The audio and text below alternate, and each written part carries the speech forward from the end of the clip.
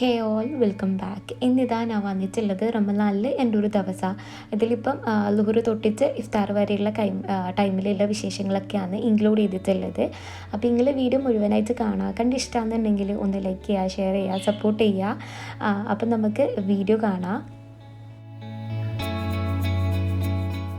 ആദ്യം തന്നെ കിച്ചണിൽ കയറിയ പാടും പയറാന്നൊന്ന് വറുത്തെടുക്കുന്നുള്ളത് കഞ്ഞിയിലേക്ക് യൂസ് ചെയ്യാൻ വേണ്ടിക്ക് നേരിയ കഞ്ഞിയാക്കുമ്പോൾ.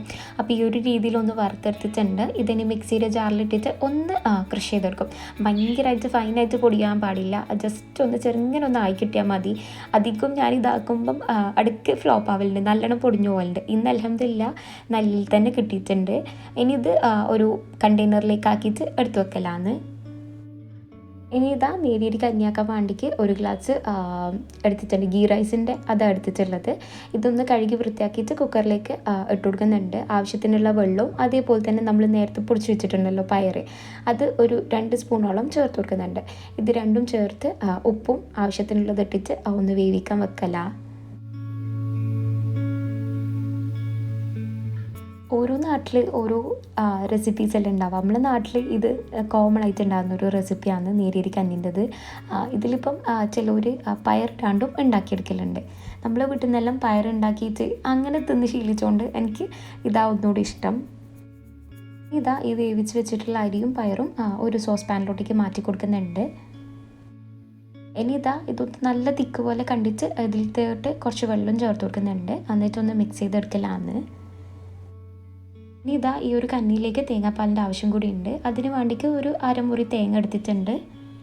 ഇനി ഇത് മിക്സിൻ്റെ ജാറിലിട്ടിട്ട് ഒന്ന് അരച്ചെടുക്കുക. എന്നിട്ട് പിഴിഞ്ഞെടുക്കുക. ഇതിൻ്റെ പാല് മാത്രമായിട്ട് സെപ്പറേറ്റ് ചെയ്തെടുക്കലാന്ന്.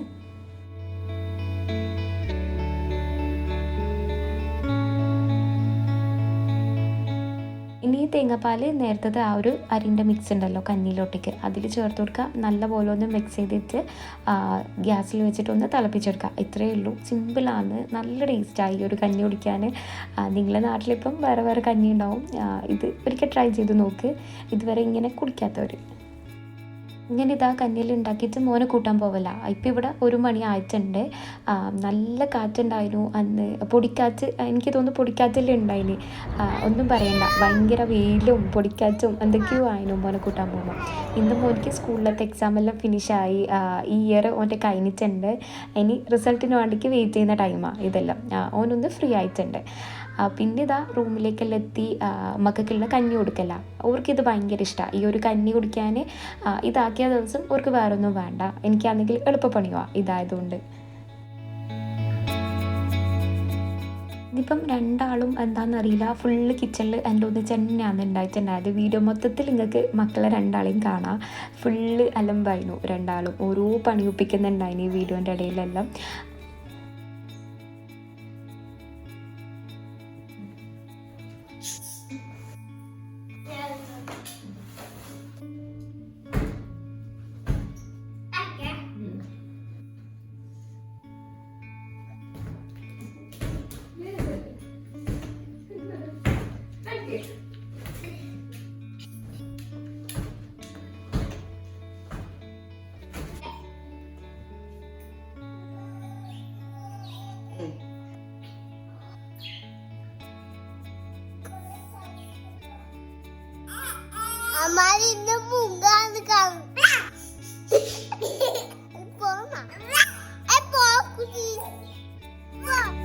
ഇങ്ങനെ ഇതാ മക്കൾക്കുള്ള ഫുഡെല്ലാം കൊടുത്തിട്ട് കിച്ചണിൽ കയറല. ഈ ഒരു കഞ്ഞി കൊടുക്കുമ്പം വലിയ ടൈമൊന്നും എടുക്കില്ല, മക്കൾക്ക് ഇഷ്ടമാണ്, വേഗം കുടിച്ചിട്ടും കഴിയും. അങ്ങനെ കിച്ചണിൽ കയറി വൈകുന്നേരത്തേക്കുള്ള ചായൻ്റെ കടിയെല്ലാം ഉണ്ടാക്കണമല്ലോ. ഇന്ന് കയറുമ്പം രണ്ടാളും ഒന്നിച്ച് തന്നെ വന്നിട്ടുമുണ്ട്. TV വെച്ച് കൊടുത്തിട്ടില്ല രണ്ടാൾക്കും, അതുകൊണ്ടാണ് എൻ്റെ ഒന്നിച്ച് തന്നെ ബാക്കിലേക്ക് ഓടിയിട്ടുള്ളത്. പിന്നെ ഇന്ന് സ്നാക്സ് എന്തെങ്കിലും ഉണ്ടാക്കാൻ ഒരു പ്ലാനും ഇല്ല. അപ്പോൾ കിച്ചണിൽ കയറിയപ്പം പഴം ഉണ്ട് നല്ലപോലെ പഴുത്തിട്ട് കാണുന്നത്.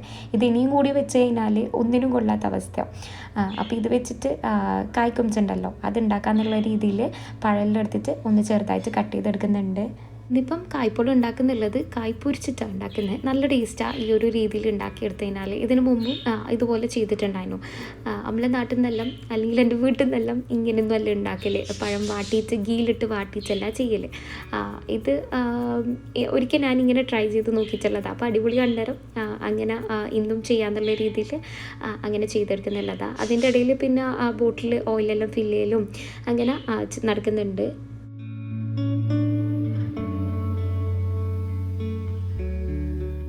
അങ്ങനെ ഇതാ ഈ ഒരു രീതിയിലാവുമ്പോൾ ആണ് അണ്ടിയിൽ നിന്ന് കോരി മാറ്റുക. ഇങ്ങനെ അല്ലെങ്കിൽ ഇതിൻ്റെ കുറച്ചൊന്ന് കളറ് ലേറ്റായാലും കുഴപ്പമില്ല. അങ്ങനെയാണ് ചെയ്തെടുക്കുന്നുള്ളത്. ഈ ഒരു ടൈം മോള് ഒപ്പിച്ചിട്ടുള്ള പണിയാണിത്. ഫ്രോത്തർ എടുത്തിട്ട് കോഫി ഫ്രോത്തർ എടുത്തിട്ട് മുടീൻ്റെ ഇടയിൽ കുടുങ്ങി. ആദ്യം വിചാരിച്ച് അല്ലോ ഇതെന്തായാലും കത്രിക വെച്ച് കട്ട് ചെയ്യേണ്ടി വരുമല്ലേ എന്നുള്ളത്. പക്ഷേ മെല്ലനെ മെല്ലനെ ഇളക്കി ഇളക്കി എടുത്തിട്ടുള്ളതാണ്. എന്നിട്ടും മൂപ്പർക്ക് ഒരു പേടിയോ ഒരു പ്രശ്നമോ ഒന്നും ഉണ്ടായിട്ടില്ല. പിന്നെയും ആ ഫ്രോത്തർ വെച്ചിട്ട് തന്നെയാണ് കളി ഉണ്ടായേ.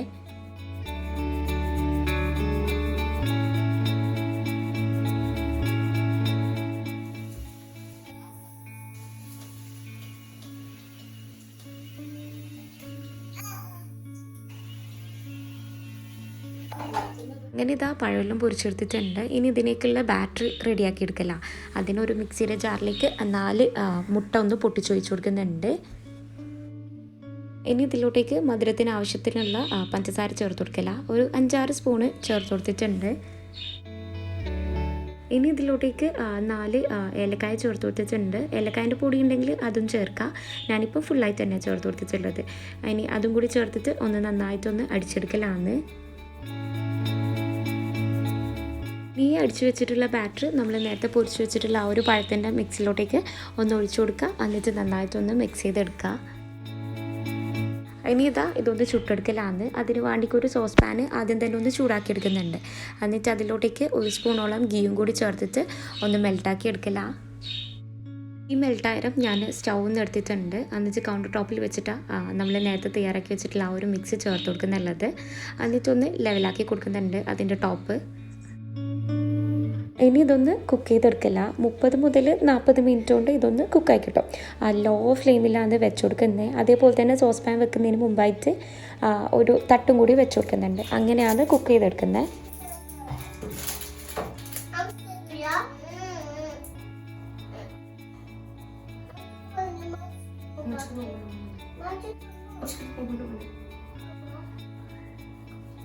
ഇനിതാ ഒരു സ്പൈസി സ്നാക്സും കൂടി ഉണ്ടാക്കിയെടുക്കുന്നുണ്ട്. പഴം പിന്നെ അങ്ങനെ ആയതുകൊണ്ടാണ് സ്വീറ്റ് ഉണ്ടാക്കിയത്. ഇവിടെ എല്ലാവർക്കും നോമ്പൊരിക്കുമ്പം സ്പൈസിയാണ് ഇഷ്ടം. അപ്പോൾ കുറച്ച് ചിക്കൻ എടുത്തിട്ടുണ്ട്. അതിലോട്ടേക്ക് ഉപ്പ്, മുളക്, മഞ്ഞൾ ഇത് മാത്രമേ ചേർത്ത് കൊടുത്തിട്ടുള്ളൂ. സിമ്പിൾ മസാല. എന്നിട്ട് ചിക്കൻ ഒന്ന് മാരിനേറ്റ് ചെയ്തിട്ട് ഫ്രൈ ചെയ്യാൻ വെക്കലാന്ന്. അങ്ങനെ ഇതാ ചിക്കനെല്ലാം ഫ്രൈ ചെയ്യാൻ വെച്ചിട്ടുണ്ട്. ഇനി ഇതിലേക്കുള്ള വെജീസ് എല്ലാം എടുത്തിട്ടുള്ളത്. ഒരു ഉള്ളി എടുത്തിട്ടുണ്ട്. അത് ചെറുതായിട്ട് സ്ലൈസ് ചെയ്ത് കട്ട് ചെയ്തതും, പിന്നെ ഒരു ചെറിയ കഷ്ണം ക്യാബേജ്, 1 കപ്പോളം കോൺ എടുത്തിട്ടുണ്ട്, സ്വീറ്റ് കോണ്, പിന്നെ ഇഞ്ചി വെളുത്തുള്ളി പച്ചമുളകിൻ്റെ പേസ്റ്റ് ആവാണ്ടേ. അപ്പോൾ ഒരു ഫുള്ളായിട്ടുള്ള വെളുത്തുള്ളി എടുത്തിട്ട് അതിൻ്റെ ഒന്ന് തൊലി കളഞ്ഞെടുക്കല. ഇതിൻ്റെ ഇടയിൽ രാത്രിക്ക് പത്തില ഉണ്ടാക്കുന്നത്. അതിന് വേണ്ടിക്ക് ചൂടുവെള്ളം അവിടെ വെച്ചിട്ടുണ്ടായിരുന്നു. അപ്പോൾ പത്തിലിൻ്റെ പൊടിയെടുത്തിട്ട് പാത്രത്തിലേക്ക് ഇട്ട് കൊടുക്കലാന്ന്. ഓരോ പണി ഇതിൻ്റെ ഇടയിലായിട്ട് ചെയ്തെടുക്കലുമുണ്ട്. ഇതിപ്പം നാട്ടിൽ നിന്ന് കൊണ്ടുവന്ന പൊടിയാണ്. അതുകൊണ്ട് ഇതിന് നല്ല തിളച്ച ചൂടുവെള്ളത്തിൽ തന്നെ കുഴച്ചെടുക്കണം. അപ്പോൾ നമുക്ക് ആവശ്യത്തിനുള്ള പൊടിയെടുത്തിട്ട് അതിലോട്ടേക്ക് ആവശ്യത്തിനുള്ള ഉപ്പും കൂടി ചേർത്തിട്ട് വെള്ളമൊഴിച്ച് വെക്കലാന്ന്. പിന്നെ ഇതിപ്പം വെള്ളമൊഴിച്ച് വെച്ച് കഴിഞ്ഞാലും വയ്യ രാത്രിയെ ചൂടും. ഇതിൻ്റെ ചൂടെല്ലാം പോയിട്ട് അങ്ങനെയാണ്. ഇവിടെ ഇപ്പം ഒരു ഫുള്ളായിട്ടുള്ള വെളുത്തുള്ളി എടുത്തതിന് പറഞ്ഞിട്ടല്ല, അതിപ്പോൾ ഒരു 10 അല്ലി വരും. അതിൻ്റെ ഒന്നിച്ച് ചെറിയ കഷ്ണം ഇഞ്ചിയും അതേപോലെ തന്നെ 4-5 പച്ചമുളകും അതെല്ലാം ഇട്ടിട്ട് ഒന്ന് ചോപ്പറിൽ ഒന്ന് ചോപ്പ് ചെയ്തെടുക്കലാന്ന്. ഇപ്പം ഞാൻ ചെയ്യുന്ന കണ്ടിട്ട് ഓക്കും ചെയ്യണം. ഓക്കും ഭയങ്കര ഇഷ്ടമാണ് ഇങ്ങനത്തെ ഓരോ കാര്യങ്ങളെല്ലാം ചെയ്യാൻ. നമ്മളെന്താണോ ചെയ്യുന്നത് അത് റിപ്പീറ്റ് ചെയ്ത് ചെയ്യാൻ ഭയങ്കര ഇഷ്ടമാണ് മോക്ക്.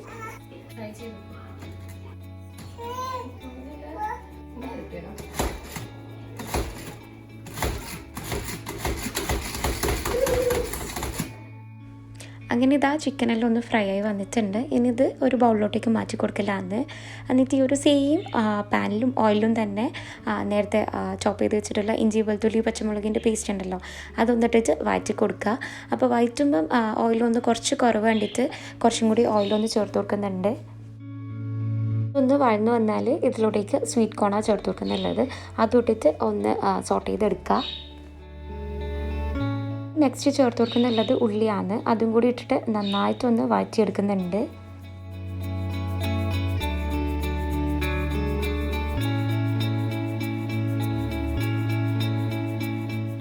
ഇതൊന്ന് കുക്കാകുന്ന ടൈം കൊണ്ട് ബ്രെഡെല്ലാം ഒന്ന് റോൾ ചെയ്തെടുക്കണം.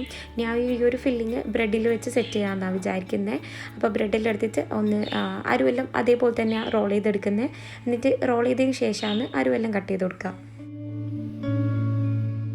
ഈ ഒരു ടൈം ആകുമ്പോൾ ഉള്ളിയെല്ലാം നല്ലപോലെ കുക്കായി വന്നിട്ടുണ്ട്. ഇനി ഇതിലോട്ടേക്ക് നേരത്തെ കട്ട് ചെയ്ത് വെച്ചിട്ടുള്ള ക്യാബേജും കൂടിയിട്ട് ഒന്ന് വഴറ്റി കൊടുക്കല. അപ്പോൾ ഈ ഒരു ടൈം ഫൈസൽക്ക് വന്നിട്ടുണ്ട്. അങ്ങനെ ഓർക്കുള്ള ഡോറെല്ലാം ഒന്ന് ഓപ്പൺ ചെയ്ത് കൊടുക്കല. മോന് ടി വി കാണുന്ന ടൈമാണെങ്കിൽ ആര് വന്ന് ബെല്ലടിച്ചാലും തിരിഞ്ഞ് നോക്കൂല. അല്ലാത്ത ടൈമാണെങ്കിൽ ഓന് ആരാന്ന് വരെ നോക്കൂല, ചോദിക്കാണ്ട് തന്നെ ഡോർ തുറന്ന് കൊടുക്കലാന്ന്.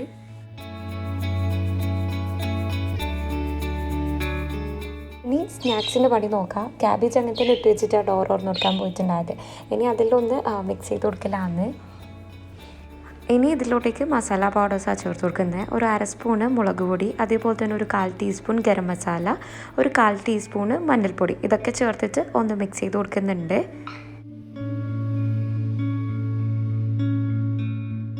ഇനി ഫ്രൈ ചെയ്ത ചിക്കനെല്ലാം ചോപ്പറിലിട്ടിട്ട് ഒന്ന് ചോപ്പ് ചെയ്ത് കൊടുക്കുന്നുണ്ട്. കൈ വെച്ചിട്ട് പിച്ചെടുക്കുന്നുണ്ടെങ്കിൽ അങ്ങനെ ചെയ്യുക, അല്ലെങ്കിൽ ഇങ്ങനെ ചെയ്യുക. ഇനി ഈ ചിക്കന് മസാലേൻ്റെ കൂട്ടിലൊന്ന് ചേർത്ത് കൊടുത്തിട്ട് ഒന്ന് മിക്സ് ചെയ്ത് കൊടുക്കുക. ഇനി ഇതിലോട്ടേക്ക് ഒരു കൈപ്പിടിയോളം മല്ലിയിലയും കൂടി ചേർത്ത് കൊടുത്തു കഴിഞ്ഞാൽ ഫില്ലിംഗ് ഇവിടെ റെഡി ആയിട്ടുണ്ട്. നേരത്തെ കായ്പോള റെഡി ആയിട്ടുണ്ടായിരുന്നു. പക്ഷെ ഞാൻ പ്ലേറ്റിലോട്ടേക്ക് ഫ്ലിപ്പ് ചെയ്ത് കൊടുത്തിട്ടില്ല. എല്ലാം കഴിഞ്ഞിട്ട് തന്നെ ലാസ്റ്റ് ചെയ്യാന്നുള്ള രീതിയിൽ അങ്ങനെ ഇതാ കായ്പോളയും റെഡി ആയിട്ടുണ്ട്. നല്ല ടേസ്റ്റാണ്. ഈ ഒരു രീതിയിൽ ചെയ്ത് കഴിഞ്ഞാൽ നിങ്ങൾ ഒരിക്കൽ ഒന്ന് ട്രൈ ചെയ്ത് നോക്ക്.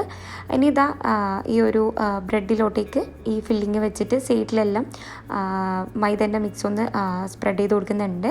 എന്നിട്ട് ഒട്ടിച്ചു കൊടുക്കുക. അങ്ങനെ ഇതാ എല്ലാ ബ്രെഡും ഒന്ന് ഫില്ല് ചെയ്തെടുത്തിട്ടുണ്ട്. ഇനി ഇത് ആദ്യം തന്നെ മൈദൻ്റെ ഒരു പേസ്റ്റിലേക്ക് ഒന്ന് ഡിപ്പ് ചെയ്ത് കൊടുക്കുന്നുണ്ട്. എന്നിട്ട് ബ്രെഡ് ക്രംസിലിട്ടിട്ട് ഒന്ന് കോട്ട് ചെയ്തെടുക്കുക. ഇതിന് പകരം മുട്ടൻ്റെ മിക്സിലൊന്ന് ഡിപ്പ് ചെയ്ത് കൊടുത്താലും മതി. അങ്ങനെ ഇതാ എല്ലാം ബ്രെഡ് ക്രംസിൽ കോട്ട് ചെയ്തെടുത്തിട്ടുണ്ട്. ഇനി ഇതൊന്ന് ഫ്രൈ ചെയ്തെടുക്കില്ല. ഇതിപ്പം ഹൈ ടു മീഡിയം ആ ഒരു രീതിയിലാണ് ഫ്ലെയിം വെച്ചിട്ടുള്ളത്. അല്ലെങ്കിൽ നമ്മൾ ലോ ഫ്ലെയിമിൽ വെച്ച് കഴിഞ്ഞാൽ ചിലപ്പം ബ്രെഡ് ഓയിൽ പിടിക്കാനുള്ള ചാൻസ് ഉണ്ട്. അപ്പോൾ ഈ ഒരു രീതിയിൽ വെച്ചിട്ട് എല്ലാം ഒന്ന് ഫ്രൈ ചെയ്തെടുക്കുക.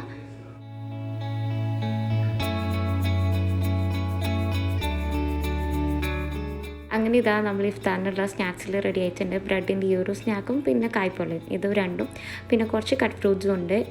അപ്പോൾ കായ്പോളയെല്ലാം എടുത്തിട്ട് ഒന്ന് കട്ട് ചെയ്ത് കൊടുക്കില്ല, ചെറിയ പോർഷൻ പോലെ ആക്കിയിട്ട്. ഇനി സ്നാക്സ് എല്ലാം ടാബിൽ വെച്ചിട്ട് ഒന്ന് സെറ്റ് ചെയ്തെടുക്കില്ല. സെറ്റ് ചെയ്യാനൊന്നുമില്ല, ഒന്ന് ടാബിൽ കൊണ്ടുവയ്ക്കണം, അത്രയേ ഉള്ളൂ. പിന്നെ ജ്യൂസ് ഇന്ന് കാര്യമായിട്ട് ഒന്നും ഉണ്ടാക്കിയിട്ടില്ല. ജസ്റ്റ് നാരങ്ങ വെള്ളം മാത്രമേ ഉണ്ടാക്കിയിട്ടുള്ളൂ. ജ്യൂസ് ഉണ്ടാക്കാൻ നോക്കുമ്പോഴേക്ക് ഒരു വലിയ പണി കിട്ടിയിട്ടുണ്ടായിരുന്നു. വെള്ളം നമ്മളിപ്പം ഈ ബിൽഡിങ്ങിൽ ഇടയ്ക്കിടയ്ക്ക് വെള്ളത്തിൻ്റെ ഒരു പ്രശ്നം വരുന്നുണ്ട്, എന്താണെന്നറിയില്ല. അപ്പോൾ വെള്ളമില്ലാത്തതുകൊണ്ട് തന്നെ കഴുകാൻ ഒരുപാട് പാത്രങ്ങൾ വെസൽ ആയിപ്പോയി. പിന്നെ അതും കൂടി ഉണ്ടാക്കണ്ടേ, ചടച്ചിട്ടാണ് ഉണ്ടായത്. അപ്പോൾ പിന്നെ അങ്ങ് നിർത്തി. പിന്നെ ഇതാ ബാങ്കെല്ലാം കൊടുത്ത് നമ്മൾ നോമ്പെല്ലാം മുറിക്കലാണ്. ഈ ഒരു വീഡിയോ നിങ്ങൾക്ക് എങ്ങനെയാണ് ഇഷ്ടമാവുമെന്നൊന്നും അറിയില്ല. ഇഷ്ടപ്പെടുന്നുണ്ടെങ്കിൽ എപ്പോഴും ഒന്ന് ലൈക്ക് ചെയ്യുക, എപ്പോഴും പറയുന്നത് പോലെ.